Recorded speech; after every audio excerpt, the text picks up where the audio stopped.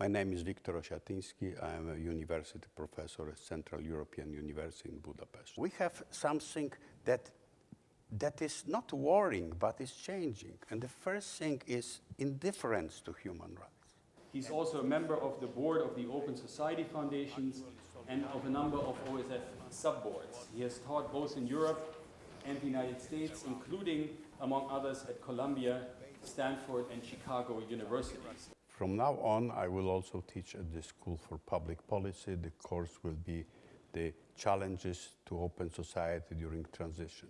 Professor Osiatynski has written more than 20 books on many subjects, including the history of social and political ideas, constitutionalism, addiction, as well as science and sports. And his most recent book, Human Rights and Their Limits, was published by Cambridge University Press in 2009.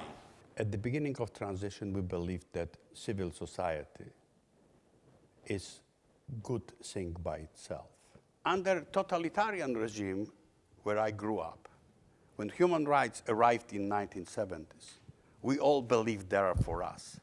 Every person could become a victim of the oppression. So human rights activists were our potential defenders.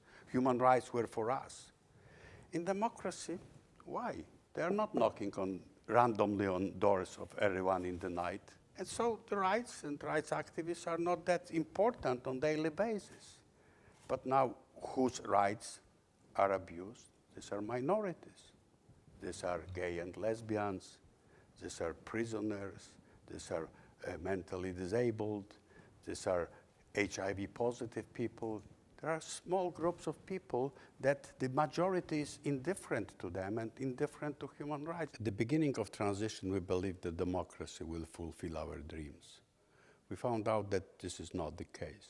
And a new invention came about called populist democracy. Populists started to base itself on fear, as dictatorship does. But if I'm a dictator, I'm telling you, fear me, otherwise I will harm you. And if I'm a populist leader, I tell, fear them, and I will save you. Now, we also believe that development can be under freedom, and the freedom actually brings development.